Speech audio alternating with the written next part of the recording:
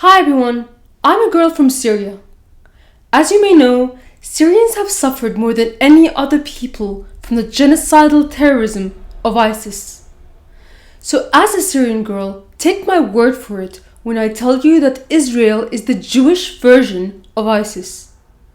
The Jewish state, just like the Islamic state in the Levant, is a religious state built by foreign terrorists on the land stolen from the people of the Levant. Just like ISIS, the first Zionist Jewish militants used global terrorism to create Israel. Just like ISIS, they believe God gives them the right to the land of the people of the Levant. Just like ISIS, they commit genocide against the native people of the Levant who do not follow their brand of religion, burning churches, mosques, and ethnically cleansing anyone who isn't Jewish. And just like ISIS, they think that if they create their religious state, it will bring about the arrival of the Messiah and the apocalypse. Just like ISIS, they are multinational. They come from all over the world to displace the people of the Levant. And just like ISIS, Israel has never declared its borders and wants to keep expanding into the surrounding nations. Just like ISIS, the Jewish state is propped up by foreign billionaires and backhand deals with politicians. They sell their state with a story of victimhood. For ISIS, that's Islamophobia. For Israel, it's anti-Semitism. And just like other terrorists, the Jewish state in the Levant, or JSIL for short, is a threat to the world. Except it's worse than ISIS, because it's basically ISIS with nuclear weapons. Point 1. The use of terrorism. Today, Islamic terrorists are the main threat you hear about in the media. But in the 1930s and 40s, the religion most frequently associated with terrorism was Judaism. George Orwell's 1984 was written in 1948, and the main terrorist character in the book was Emanuel Goldstein, a Jewish name. At the time, the three major Jewish terrorist groups were Irgun, Haganah, and Lehi. They conducted terror attacks around the world.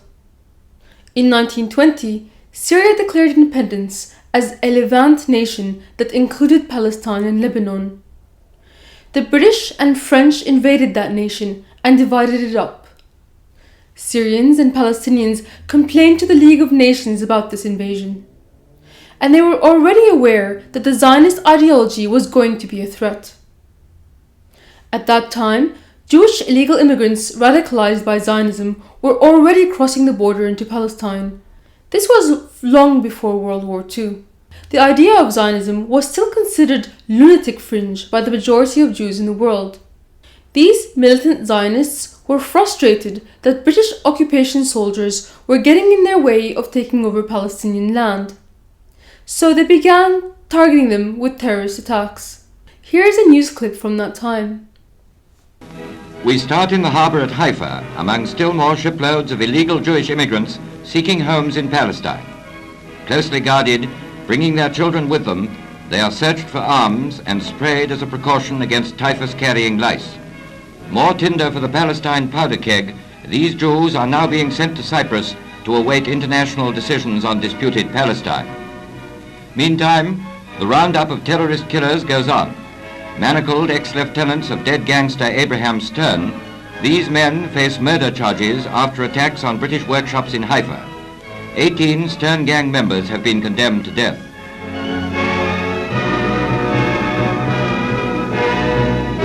Among the captured were 4 women. Supporting a wounded companion, they go for trial. Often placed in the front ranks of rioting mobs, terrorist women are a new provocation to British troops. Some of the terror attacks they conducted included the King David Hotel bombing in Jerusalem, in which 91 people were killed. They also sent letter bombs to American President Will Truman and British Prime Minister Winston Churchill, and any other politician they thought was getting in the way of their Jewish state. Their method of execution was not beheadings, but hangings. These are 2 British soldiers hung by Jewish terrorist groups. Palestinian police did their best to arrest these terrorists, but thousands of them were streaming in from Europe. Eventually, the 3 main Jewish terrorist groups, Irgun, Haganah, and Lehi, joined forces into what is now known as the IDF. and leaders of the terrorist groups became the prime ministers and presidents of Israel. Israel's second prime minister, Moshe Sharat, was once imprisoned for terrorism. Another Israeli prime minister, Yitzhak Shamir, was responsible for assassinating a British minister, Lord Moyne. One of the reasons Britain decided to give legitimacy to the terror state of Israel is that they hoped it would lead to an end of these terror attacks. Believe it or not, some have suggested doing the same for ISIS. But even after Israel was created, Zionists continued to use terrorism. They conducted the Levant affair, where they bombed American, British and Egyptian civilians and tried to pin it on Muslims.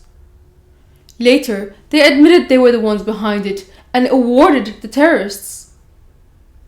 Mossad was also found to have at least had foreknowledge of the events on 9/11. Just look up the dancing Israelis. Both ISIS and Israel believe that God gives them the right to the land of the people of the Levant by virtue of their religion. ISIS leader al-Baghdadi once told his followers, "Rush, O Muslims, to your state. Yes, it is your state. Rush, because Syria is not for Syrians and Iraq is not for Iraqis." In the same way, Zionist Jewish terrorists believe God gave them the right to Palestinian land, and that Palestine is not for Palestinians. This is my land. God gave it to me. Leave. You need to. You can't come in here. This is not your house. This is not your house. We killed Jesus. We're proud of it. This is my land. This is not your land. It belongs to these families. Land, you son of a bitch. I'm gonna kill you and the Palestinians. You bastard. This is my house. This is my land. God gave it to me. At the barrel of a gun, Israelis take over Palestinian homes, throw out their belongings and move in.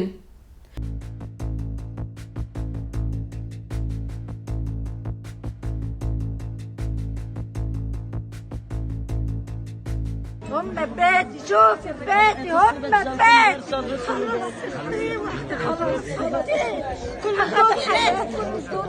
كل شيء طاري أخذوا داري. This is what was happening in Sheikh Jarrah recently in East Jerusalem. Jacob, you know this is not your house. Yes, but if I go, you don't go back. So what's the problem? Why are you yelling at me? I didn't do this. I didn't do this. But It's easy to yell at me, but I didn't do this. you are stealing my house. And if I don't steal it, someone else is going to steal it. No one is allowed to steal it, يا عمي. זה לא שלי. If you won't take my word for it, let the Israelis tell you themselves. We take house after house. All this area will be a Jewish neighborhood. We are not finished the job. We are going to the next neighborhood, and after that we will go more.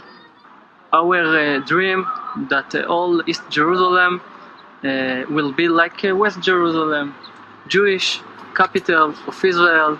אני רואה בזה המשך של המפעל היהודי-ציוני, המשך שיבת ציון. זה הכל. זה בא על חשבון הערבים? כן, גם בג"ץ והכנסת בנויים על חשבון ערבים, וגם המדינה כאן הוקמה, כן, על חשבון חלק מהתושבים הערבים שגרו פה. וזהו. Their plan is to ethnically cleanse Palestinians. If they don't do that by stealing Palestinian homes, they do it by bulldozing their homes and farms.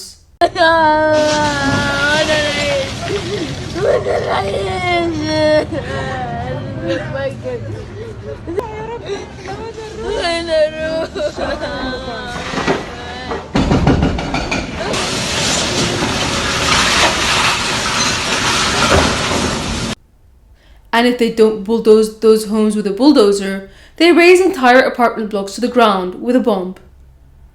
Israel's current assault on Gaza isn't aimed at resistance rockets. Those are safely hidden deep underground. They're destroying these apartment buildings to turn Palestinians into refugees as part of their ethnic cleansing campaign and to punish them for resisting. Point 3. Foreign fighters. It is important to note that many of the Jews taking over Palestinian homes have flown in recently from places like New York or even India. In fact, they were promised a free home built on Palestinian land in the West Bank if they do aliyah into Israel. Jewish settlers are also armed, and they are not civilians, they are foreign fighters. Israeli foreign fighters are multinational, just like ISIS. It's the same as when ISIS fly the wife and kids to the Islamic State in Syria and take over a Syrian person's home. Who else has the kind of religious zealotry to willingly fly their children into a war zone? They are just as violent and disgusting as ISIS. They commit atrocities against Palestinians, like setting fire to babies asleep in their homes and then celebrating it. This photo was taken as these men were on their way to set fire to a Christian monastery. That's another thing that Israel has in common with ISIS. It is built on the genocide of anyone who doesn't follow their brand of religion. When Israel was formed in 1948, they drove out Palestinians, the same way ISIS drove out Christians and Yazidis from Iraq. The Jewish terrorist group Ergon, Haganah and Lehi, which combined to form the IDF, began going from town to town slaughtering Palestinians. The Christian town of Ikrit in Galilee was reduced to ash by the IDF on Christmas Eve. The Syrian Golan Heights, which was invaded by the Zionists, used to be 12% Christian before Israel burned down all the Christian villages and churches, and people escaped the atrocities en masse. Some of these Palestinians became refugees in Europe and America. Gigi Hadid's father became a refugee in 1948 when his family let a Jewish refugee family stay in their homes, only to one day find that the Jewish family changed the key and locked them out. Many Palestinians still have the keys and deeds to their homes that are now inhabited by Jewish illegal immigrants within what is now Israel. And those Palestinians are never allowed to return to their homes. But this isn't all ancient history. This was only 70 years ago. And it's still continuing today. To this day, Jewish extremists are setting fire to Palestinian churches and mosques. And as you have seen in the last 2 weeks, they continue to kill Palestinians and steal their homes and drive them out, to create refugees all over the world. The truth is, the only problem Israel has with Palestinians is that they are not Jewish. At least ISIS would give them the chance to convert. Point 5. Ever-expanding borders. The genocide of Palestine is ongoing because Israel is constantly trying to expand. You see, Israel has never declared its borders. One of the features of a country is that it has declared its borders. But neither the Islamic State nor the Jewish state have done this. When the UN Security Council broke its own charter and laws to balkanize Palestine into a Jewish and Palestinian sector, they made the territories discontiguous in a strange Harlequin pattern. Even though the UN had given the majority of Palestinian land to a minority of illegal Jewish immigrants, that wasn't enough for them. In the decades to come, Israel eroded what was left of designated Palestinian land. Netanyahu and Kushner declared their intent to annex the West Bank and Jerusalem and the Syrian Golan Heights. But they don't intend to allow Palestinians to remain there and become Israeli citizens. No, they want to drive them all out. All of this is against international law. But what do terrorists care about international law? Israel's borders have always been ill-defined. In the beginning, when Zionists discussed creating a Jewish state, there were many competing borders proposed. But just like ISIS, they had their eyes on taking over the entire Levant, including Syria.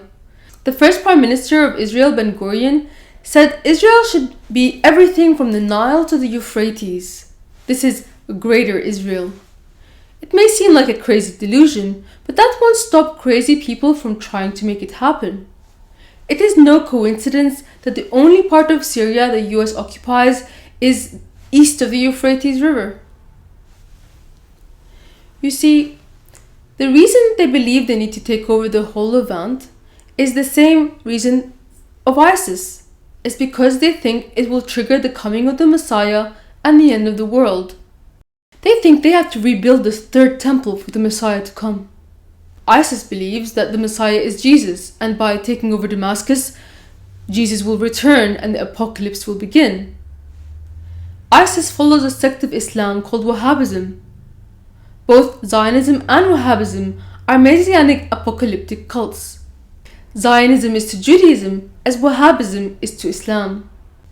Christian evangelical Zionists also share this Messianic derangement syndrome. All of them are willing to cause war and carnage all over the world to achieve their goal of the apocalypse.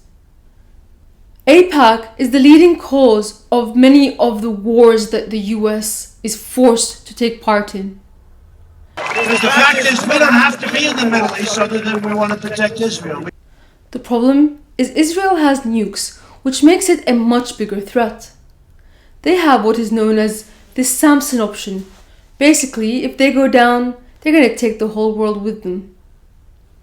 Both ISIL and JSIL, the Jewish state in the Levant, gather recruits and fresh foreign fighters by selling a victimhood narrative.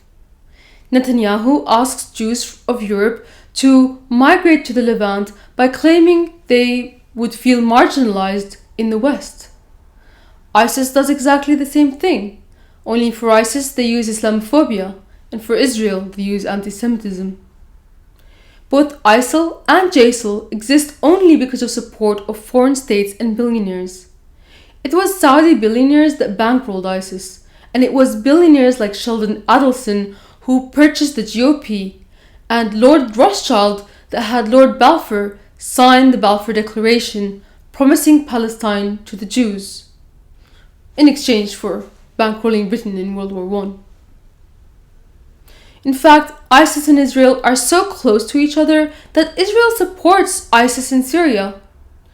Israel's intel chief said he doesn't want ISIS to lose in Syria. Israel's defense minister said he prefers an ISIS victory in Syria. Israel even provided medical aid to Al-Qaeda during the war, and are seen here photographed with Al-Qaeda militants. There have been reports that Israel has been treating wounded Syrian rebel fighters in its hospitals on the border, including fighters from Nusra Front, which is of course the Al-Qaeda proxy in Syria. Al-Qaeda, to the best of my recollection, has up to now not attacked Israel. But it's attacked your number one ally and protector and sponsor, the United States of America. There is a quote-unquote war on terror being going on for 15 years. Now this is a much longer topic, and it deserves a video of its own. What we have learned from the ongoing violence in the last few weeks is that the solution to terrorism is not to negotiate with it, is not to concede to its demands. The world made a terrible mistake when they allowed Zionists to maintain a terror state for the last 70 years. It has been a detriment not only to the people of the Levant, the Palestinians and Syrians and Lebanese, but to the whole world. The only solution to this problem is the one-state solution, where everyone lives as equal citizens of a secular Levantine state. That is exactly what the Syrian state that declared independence in 1920 was, a secular state for all of the people of the Levant. And that is what should happen again. Please subscribe for more news and analysis, and support me on Patreon if you have a spare dime to fling my way every month.